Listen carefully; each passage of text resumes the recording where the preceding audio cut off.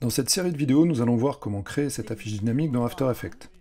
Elle est basée sur une lithographie de Loukyanov, donc une affiche de propagande soviétique qui date de 1976.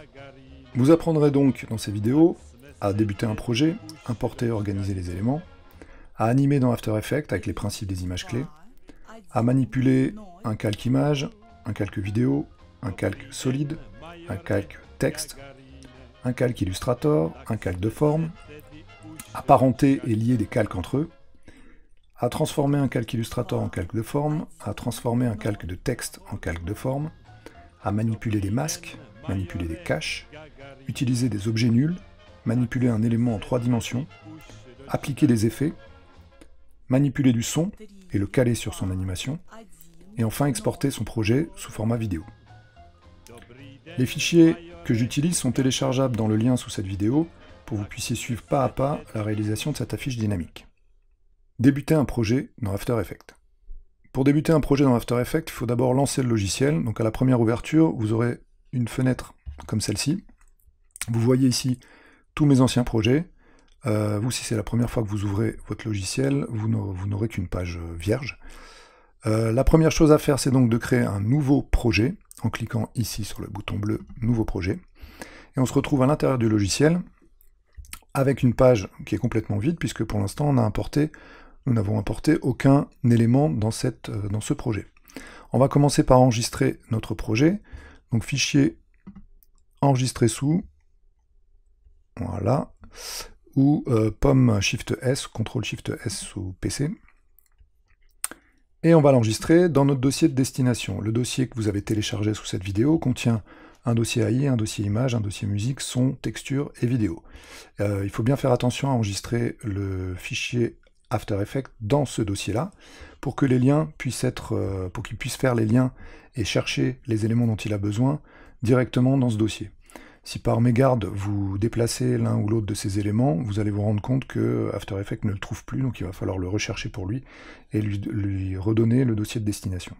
Donc on va choisir ce dossier et enregistrer notre projet. On va d'abord le nommer bien sûr. On va l'appeler Tuto Gagarine 01, puisqu'il va y en avoir plusieurs. Je clique sur Enregistrer. La première chose à faire quand on ouvre un nouveau projet dans After Effects, c'est d'importer les ressources dont on a besoin. Ça peut être des ressources images, son, vidéo, des éléments vectoriels qu'on aurait créés sous Illustrator. Tous ces éléments, il va falloir les importer dans le projet pour pouvoir les utiliser et les animer. Tout se passe ici dans cette fenêtre, donc c'est la première fenêtre. Donc vous voyez ici, dans l'espace de travail, quand je sélectionne un espace, on a un cadre bleu autour de cet espace. La première chose à faire, c'est donc de sélectionner cet espace projet et d'y importer différents éléments. Vous avez vu dans le dossier que j'ai organisé ça par dossier, sous-dossier. Ces sous-dossiers, on ne les retrouve pas directement là, donc il va falloir les créer en utilisant cette petite icône dossier. Et je vais recréer les mêmes dossiers, donc AI, j'appuie sur Entrée pour valider. Je désélectionne, je vais faire un autre dossier qui va s'appeler Image. Entrée, je désélectionne. Ensuite, on avait quoi? On avait musique. On avait son. On avait texture. Et on avait un dossier vidéo. Voilà, ensuite il va falloir importer les éléments dans ces différents dossiers. Pour les importer, il y a plusieurs manières de faire. On va pouvoir, donc je sélectionne le dossier dans lequel je veux importer l'élément, et je peux cliquer sur Fichier, Importer, Fichier. Donc le raccourci c'est pomme I ou CTRL I. Et on va aller chercher dans nos dossiers l'élément ici Illustrator. Donc vous voyez que c'est un document Illustrator, donc un fichier vectoriel, et il vous propose plusieurs options. Pour ce qui est des fichiers vectoriels, si vous avez créé votre fichier avec différents calques et que vous voulez garder ces calques pour pouvoir les animer, ce qui est le cas dans cet exemple, il va falloir cliquer ici, métrage, et le changer en composition, conserver la taille des calques. Alors pourquoi conserver la taille des calques? Parce que mon exemple, je l'ai fait avec les bonnes dimensions, avec le bon cadrage. Donc dans mon document Illustrator, tout est déjà aux bonnes dimensions et positionné comme il faut. Je peux donc les importer et il va me créer ce qu'on appelle une composition. Alors on va l'ouvrir. Et on va voir que dans ce dossier, donc, il m'a créé une composition et on a aussi les calques, donc les différents calques Illustrator. Tous les éléments qui composent mes calques Illustrator sont accessibles aussi de manière indépendante. Mais nous, ce qui nous intéresse, c'est vraiment cette composition. Cette composition, si je l'ouvre, on va voir que on a bien tous les calques Illustrator qui sont représentés. Donc si je les masque les uns après les autres, on va les voir disparaître. Et ça sous-entend aussi que je peux animer n'importe lequel de ces calques de manière indépendante pour créer mon animation. Alors pour l'instant, c'est pas ce qui nous intéresse. On va continuer à importer nos éléments. Alors les images, c'est pareil. Pomme I, CTRL I pour importer les images. Je retourne dans mon dossier, je vais chercher mes images. Et on voit que j'ai plusieurs types d'images. J'ai un JPEG, c'est la fiche qui m'a servi de base à l'animation. Un PNG avec la figure du cosmonaute et un fond transparent.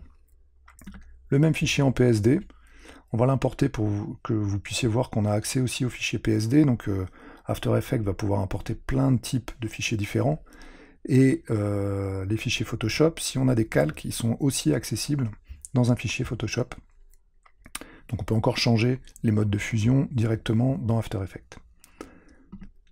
Et la signature, là on ne la voit pas, mais elle est en blanc sur un fond transparent.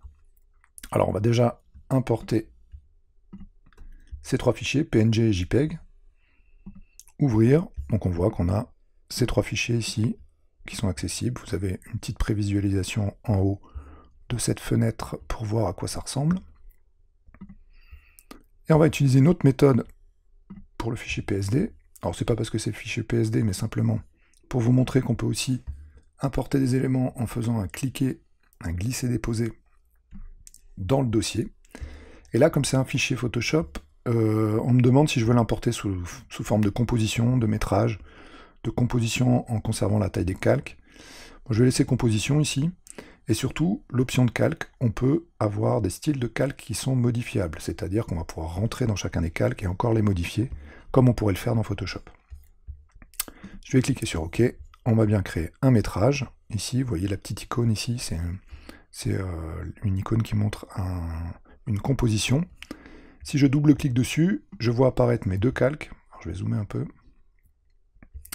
Mes deux calques que j'avais transformés légèrement dans Photoshop pour donner cet aspect un peu vieilli de peinture à mon personnage. Je peux changer ces modes d'incrustation. On verra ça dans une vidéo suivante. Mais c'est simplement pour vous montrer que After Effects rend accessible encore les calques d'un fichier Photoshop. On va continuer d'importer nos éléments. Alors la musique, pareil, je vais aller la chercher dans musique et la glisser, la déposer dans le dossier qui m'intéresse. On va faire pareil pour les sons. Je peux en sélectionner plusieurs, les glisser, les déposer. Les textures. Donc voilà, après c'est à vous de choisir. C'est à vous de choisir quelle méthode vous privilégiez. Ça peut être pomme I, CTRL I, fichier importé. À vous de voir. J'aime bien glisser déposer. Mais sinon ça n'a aucune importance, ça donne le même résultat. Voilà, donc là maintenant on a tous nos fichiers dans des dossiers qui sont bien classés et on n'a plus à se soucier de savoir où ils sont.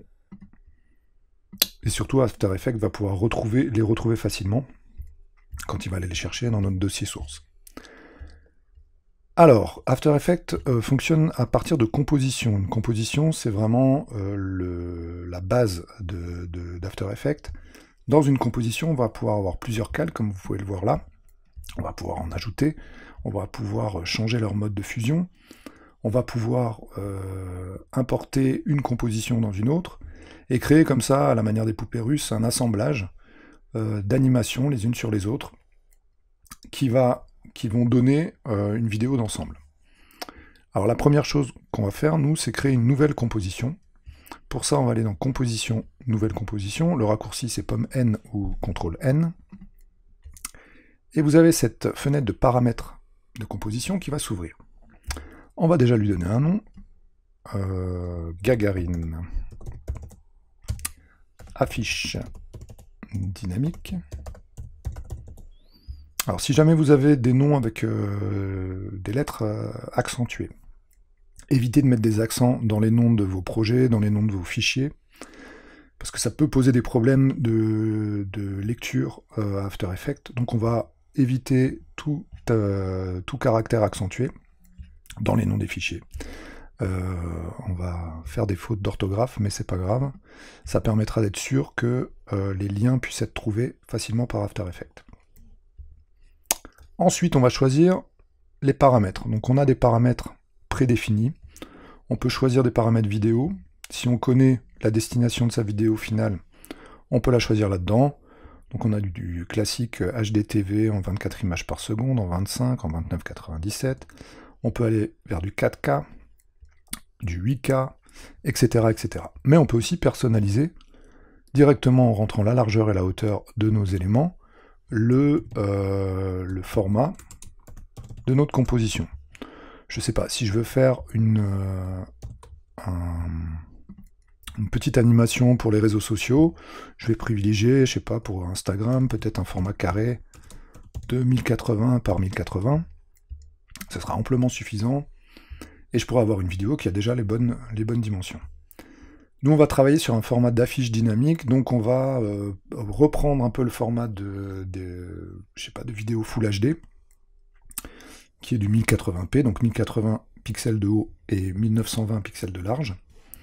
Mais on va le mettre à la verticale. Donc on va garder une largeur de 1080, et on va avoir une hauteur, cette fois, de 1920, pour avoir vraiment ce format à la française, format portrait. C'est comme si on retournait un écran de télé.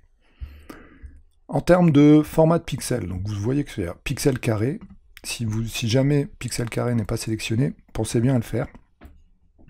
Tout ça pour que les pixels soient carrés. C'est-à-dire qu'ils aient des dimensions, une hauteur et une largeur qui est la même. Alors d'autres types d'écrans, les grands écrans, par exemple les écrans de cinéma, vont utiliser des formats de pixels qui ne sont pas carrés, qui sont plus ou moins larges selon les besoins, qui vont distendre un petit peu ces pixels pour avoir une image encore plus large. Nous, on va rester sur des pixels carrés, puisqu'on a un format de vidéo plutôt classique. Autre paramètre, la cadence. Alors la cadence, c'est important. On a des cadences en images par seconde, c'est le nombre d'images que le logiciel va devoir exporter ensuite par seconde. Un format de vidéo classique tournera autour de 60 images par seconde. Pour un format type Instagram, c'est plutôt du 30 images par seconde. Et dans l'animation, on travaille plutôt en 24 images par seconde. Alors moi j'aime bien ce format de 24 images par seconde, parce que ça permet de calculer facilement des moitiés de seconde, des quarts de seconde. C'est divisible très facilement. Et surtout, c'est une habitude de travail quand on travaille dans le domaine de l'animation traditionnelle, qui a été ensuite transmise dans le motion design aussi. Ça n'empêche pas de commencer avec une cadence de 24 images par seconde, de faire tous ces calages, et ensuite de remonter à une cadence de 60 images par seconde avant d'exporter sa vidéo, pour avoir une animation un peu plus fluide. La résolution, on va la laisser sur intégrale. Le code temporel, alors le code temporel, on a ici les heures, les minutes, les secondes et le nombre d'images. Et la durée, donc c'est à nous de la déterminer. Là on voit que c'est 16 secondes, c'est pas mal. Si je veux changer cette durée, donc soit je change un des chiffres, ici je peux mettre 18 secondes, ou alors je sélectionne le tout, et je vais taper, on va mettre à 20 secondes, on pourra la raccourcir par la suite. Donc pour faire 20 secondes, j'ai mis 20 et 00, donc 0 image, 20 secondes et 0 image. Le fond, donc je vais taper sur tabulation pour le valider. Le fond, la couleur d'arrière-plan, c'est une couleur qui ne va pas apparaître lors de l'export. Donc si je mets du rouge en arrière-plan, ça ne veut pas dire que le fond de ma vidéo sera rouge, c'est simplement une couleur qui permet de contraster avec ce que vous allez mettre dans votre composition. Si vous avez des éléments qui ont des teintes plutôt froides, vous allez peut-être préférer mettre une couleur chaude en fond pour qu'il puisse contraster avec celui-ci. Mais le fond ne sera pas exporté avec la vidéo. Donc nous, on va choisir un fond plutôt gris uni. Et enfin, on va valider tout ça. Donc vous voyez que ça m'a créé une composition.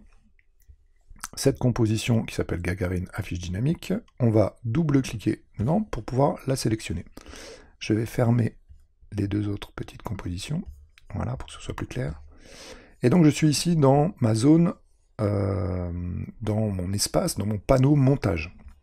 Pour l'instant, il n'y a rien dans ce panneau. Nous allons maintenant organiser les calques dans cet espace de montage pour pouvoir, par la suite, les animer. Alors, je vais commencer par prendre ma lithographie, donc mon image de base. Pour le placer dans la composition, il suffit de cliquer glisser et de la disposer dans ma composition. Alors, on voit que ma composition est plus petite que mon image. Donc, on va pouvoir utiliser les différents outils que vous voyez ici. Donc, vous avez un panneau outils avec l'accueil, donc on peut revenir et changer de projet. Cet outil de sélection, la fameuse flèche noire qu'on retrouve un peu dans tous les logiciels Adobe, le raccourci pour l'avoir, c'est V. La main qui nous permet de nous déplacer, enfin de déplacer notre composition dans l'espace ici, dans le panneau composition. La loupe qui nous permet de zoomer et avec Alt de dézoomer. L'outil de rotation, qui permet de faire une rotation, hein, bien sûr, de l'élément qu'on a choisi. L'outil déplacement arrière point d'ancrage, qui nous permet de changer le point d'ancrage. Donc par exemple, si je le déplace ici et que j'utilise l'outil rotation, à nouveau, cette fois la rotation se fait autour de ce point d'ancrage. On verra que c'est très important quand on veut animer une forme. Les outils de forme, donc rectangle, rectangle arrondi, ellipse, outil polygone et outil étoile, qui sont paramétrables, et on les verra quand on utilisera les calques de forme. L'outil plume, qui permet bien sûr de tracer deux plumes à base de courbes de Bézier. L'outil texte, qui nous permettra de taper du texte. Et les autres outils qu'on verra peut-être plus ultérieurement dans différentes vidéos. Les outils de base étant la flèche noire, la main, la loupe, la rotation, même si on ne va pas l'utiliser beaucoup, surtout l'outil de déplacement arrière, les formes, la plume et le texte. Donc il faut que notre flèche noire soit sélectionnée. Je prends l'angle en haut à droite, en haut à gauche, peu importe, j'appuie sur Shift et je vais pouvoir diminuer les proportions de mon image pour la faire rentrer dans le cadre. Je vais zoomer, donc là vous pouvez utiliser aussi la molette de votre souris, ou ici vous pouvez zoomer en pourcentage, plus ou moins dans votre cadre. Je vais cliquer glisser, toujours avec Shift, pour garder l'alignement de mon affiche. Voilà, je vais la positionner pour qu'elle me serve de repère quand je vais devoir placer mes éléments, que ce soit du texte, que ce soit des éléments vectoriels ou mon image. Vous voyez que le fond est composé d'étoiles, donc moi j'ai choisi dans le fond de placer une vidéo, donc on va pouvoir chercher cette vidéo, la glisser sous mon image. Alors on la voit pas bien, mais si je masque mon calque image, on voit ici cette vidéo. Si je fais avancer la tête de lecture, voilà, la vidéo se joue, c'est une vidéo libre de droit qui montre un time-lapse d'un ciel étoilé, avec des nuages qui vont passer par-dessus. Et c'est pareil, cette vidéo qui est beaucoup plus grande que ce dont j'ai besoin, je vais pouvoir la positionner, la tourner, la redimensionner, pour qu'elle puisse correspondre aux dimensions de mon écran. Nous verrons ça dans une vidéo ultérieure. Ce qu'on va encore placer, c'est mon image. Donc on va prendre le PNG, donc le le personnage en PNG. Alors pourquoi du PNG? Parce que ça permet d'avoir des transparences. C'est-à-dire que si je le place par-dessus mon affiche et que je remets mon affiche, on voit à travers les zones qui sont transparentes. On va aussi pouvoir le positionner. Alors je vais essayer de cadrer au maximum par rapport aux dimensions de mon autre personnage. Voilà, c'est pas trop mal. On cadrera ça un peu mieux tout à l'heure. Et donc l'espace de travail, on a commencé à le découvrir. On a donc le panneau projet qui est ici, avec tous les éléments, toutes les ressources qu'on a importées. Le panneau composition qui nous permet de visualiser notre montage. On a le panneau ici, le panneau de montage, où on va pouvoir positionner les calques. On va pouvoir déplacer nos éléments. Si je veux que la vidéo n'apparaisse pas au début et apparaisse ensuite, c'est possible. On va pouvoir couper, scinder, dupliquer ces différents calques et surtout on va pouvoir les animer.